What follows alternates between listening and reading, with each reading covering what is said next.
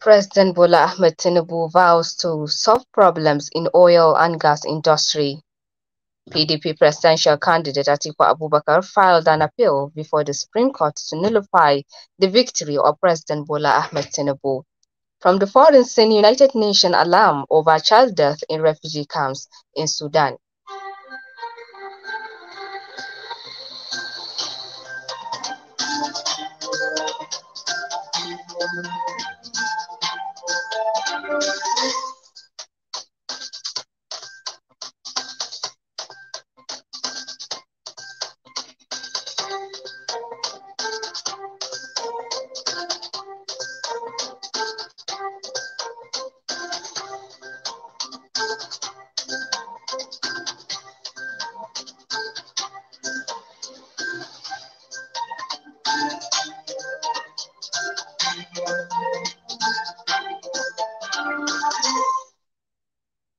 Good evening, listeners. Today is Tuesday, 4th of Rabiul Awal, pardon, 1445 after Hijrah, Prophet Muhammad, peace be upon him, which is equivalent to 19th September 2023. I am Salma Adam Iko with the news. President Bola Ahmed Tinubu has said Nigeria now has the resources and leadership to showcase her readiness for business in the oil and gas industry. The president said this when he played host to a delegation consisting of the global leadership of an oil and gas transitional giant ExxonMobil in New York. Bola Ahmed Tinubu said he prepared to solve problems and crush all bottlenecks standing in the way of new and large-scale capital flowing into Nigeria's oil and gas industry. The president said Nigeria was no longer settling for crumbs and leftovers on the investment agenda of the world's most prolific energy conglomerate, stressing that Nigeria has never been more ready for business than it is now. On his part, the president of ExxonMobil, Liam Malone, assured Tinubu that he is aware of the new and personal commitment that the president is bringing to bear on behalf of Nigeria. Malone pledged new production of nearly 40,000 in its Nigerian operations in the phase one of a new investment push in Nigeria. President Bola Ahmed Tinubu is set to address the world leaders at the ongoing 78th session of the high-level general debate of the United Nations General Assembly at the United Nations headquarters in New York. Tinubu will deliver his statement around 6 p.m. 11 p.m. Nigerian time to the world leaders in his first outing to the assembly. He will speak on several issues such as sustainable development, climate change, global cooperation, and the imperative to address inequalities and global humanitarian crises. This is coming 2 days after Tinubu arrived in New York and was received by Minister of Foreign Affairs Yusuf Tuggar, the permanent representative of Nigeria to the United Nations Tijani Muhammad Bande at Washington, D.C. Tinubu was received by Nigeria's ambassador to the United States, Ambassador Uzoma Eminike, Consul General of Nigeria in New York, Ambassador Lot Ogopija, and Consul General in Atlanta, Ambassador Amina Smaila. Others were Akwa Ibom State Governor Omo Eno, Governor Sheyi Mekinde of Oyo, Governor Ubasani of Kaduna, Governor Inuwa Yahaya of Gombe, and Governor Abdurrahman Abdurazak of Kwara State, among others. President Bola Tinubu today assured the African Union (AU) of Nigerian support in securing stability and prosperity for Africa. He gave the assurance in New York yesterday during a bilateral discussion with the President of the United Union of Comoros and Chairperson of the African Union, President Azali Assoumani. Tinubu stated the African Union is strategically positioned to secure consensus positions for the continent on economic and socio-political relations with the world, particularly with Nigeria's stalwart backing. On his part, the EU chairperson, President Azali Assoumani, noted that the African Union seeks to complete Nigeria's effort in securing peace and prosperity in Africa. Azali said that Comoros seeks to learn from Nigeria's experience concerning the steady improvement in diversity, management, electoral appreciation, and economic growth over many years. The presidential candidate of the People's Democratic Party (PDP), Atiku Abubakar, has filed an appeal at the Supreme Court seeking nullification of the judgment of the Presidential Election Petition Court, which upheld the declaration of President Bola Tinubu as the winner of the 2023 polls. In the notice of appeal predicated on 35 grounds, Atiku insisted that tribunal committed a grave error and miscarriage of justice in its findings and conclusion in its petition challenging the Independent National Electoral Commission INEC's declaration of Tinubu as president. The notice of appeal is also praying the Apex Court to set aside the whole findings and conclusions of the tribunal on the grounds that they did not represent the true picture of the grounds of the petition. Atiku maintained that the tribunal erred in law when it failed to nullify the presidential election held on February 25, 2023 on the grounds of non-compliance with the Electoral Act 2022. Former President Olusegun Obasanjo has weighed in on the rising military coups in Africa, saying the development shows that young people are in search of liberators. In recent years, there have been 7 coups across Africa, with the latest happening in Gabon on August 30th. Niger, Burkina Faso, Sudan, Guinea, and Mali are all under military rule.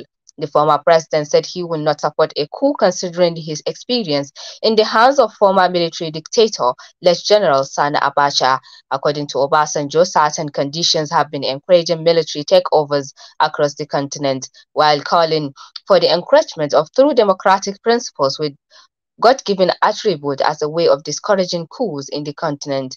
Obasanjo urged African youth to brace off and take leadership positions today and not tomorrow, which may never come. The news is coming to you from studio of Sawaba Radio. More of the news after break. Do stay.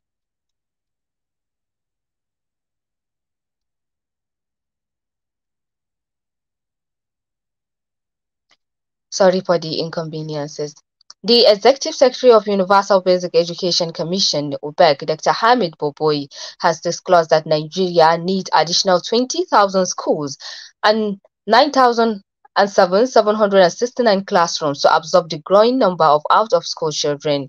The Executive Secretary, who stated this while briefing the Minister of Education, Professor Tahir Mama, during his meeting with the parastatals and agencies under the supervision of the ministry, identified infrastructural gaps, inadequate manpower, as some of the challenges facing the Commission in its efforts toward ensuring equitable access to quality basic education. Reacting, the minister gave strong indications that his administration would prioritize basic education in the country, emphasizing that the foundation level is the most critical segment in the sector, which must be properly developed in order to impact positively on other tiers of sectors and overall national development. Professor Mamman used the occasion to call on the state of the federation to show greater commitment toward providing counterpart funding to accelerate the development of basic education in the country. He maintained that the government of President Bola Ahmed Tinubu would leave no stone unturned in ensuring that every Nigerian child is educated. The Nigerian National Petroleum Company Limited (NNPC Limited) says its management staff with less than 15 months to statutory retirement will be exiting the company effective September 19, 2023. According to the NNPC, the move is in a bid to foreshaw effective organizational renewal to support the delivery of its strategic business objectives, as it has become imperative to rejuvenate its workforce. It will be recalled that NNPC had on Sunday announced the appointment of 3 new executive vice presidents, as well as outlined their various designations. The National Oil Company transited fully into a commercial entity in July 2022 to become the Nigerian National Petroleum Company Limited. The official transitioning into a private entity means that the oil company is now being regulated in line with the provisions of the Companies and Allied Matters Act. The Medicine Sans Frontiers has raised the alarm that diphtheria is worsening in Nigeria, especially in the northern Nigerian state of Bauchi, Borno, and Katsina State. The International Health Organization said thousands of people have been infected and hundreds of others have died from the disease. The Medicine Sans Frontiers said its teams treated 6,707 suspected and confirmed cases in Kano, 110 cases in Borno, and 21 cases in Bauchi.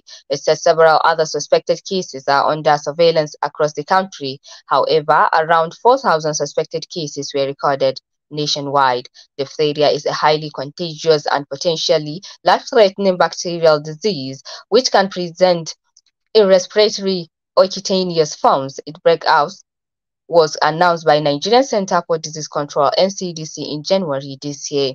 The organization provided 2,000 doses of diphtheria antitoxin last month in Kano and added a 20-bed diphtheria treatment clinic to pediatric hospitals, among other efforts to treat the cases. Also urged international organizations to immediately scale up improved surveillance and contact tracing and measures to strengthen the local health system.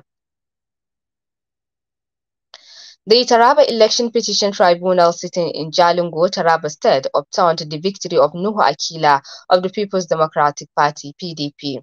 Also, two candidates of the All Progressives Congress (APC), Batulu Muhammad for Gashaka State constituency and Abel Peter of Umbanga constituency, have returned their seats. The tribunal, presided over by Justice Benson Ogbu, had dismissed two cases against elected members of APC at the Taraba State House of Assembly, while a petition against Akila of the PDP was granted in favor of the petitioner Emmanuel George of the All Progressives Congress (APC).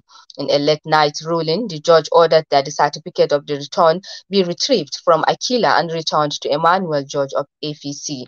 The suit instituted at the tribunal are against Batulu Muhammad of APC for Gashaka State constituency by Umar Gayam of PDP and Emma Bongo of PDP against Abel Peter of the APC for Umbang State constituency. The petitions were on two grounds, which include non-qualification and non-compliance to the Electoral Act, which were dismissed by the tribunal.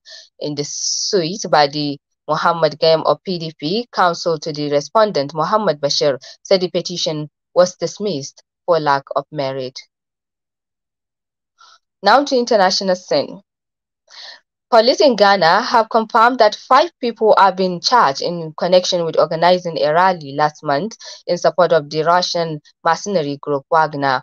The small gathering took place in the southwestern city of Takoradi on Sunday, 13th August, which was 10 days before the death of Wagner boss Yevgeny in a plane crash. Wagner has had a strong presence in the several African countries in recent years, in particular in the Central African Republic of Libya and Mali. Those arrested for organizing the event are to face trial next month, but police are yet to say exactly what charges they will face. Still in Ghana, the United Nations Children Agency, at least 1,200 children in the refugee camps in Sudan have died since May because of the measles and malnutrition. Many thousands more, including newborns, are at risk of death before the end of the year. It says more than 50,000 children require treatment for the most lethal form of malnutrition every month in Sudan. But UNICEF says the war has forced a number of feeding centers to close. United Nations Refugee Agency says many of the children dying in the refugee camps have fled wars in South Sudan and Ethiopia. And we wrap up the news with this and a recap of the major stories. From the news, you heard President Bola Ahmed Tinubu vows to resolve problems in oil and gas industry. PDP presidential candidate Atiku Abubakar filed an appeal before the Supreme Court to nullify the victory of President Bola Ahmed Tinubu. From the international scene, United Nations alarm over child death in refugee camps in Sudan. On behalf of the news department, headed by Salamatun Al-Liman, our editor Haruna Ahmad Bultua, I am Umu Sama Ademi Iko. And thank you for listening.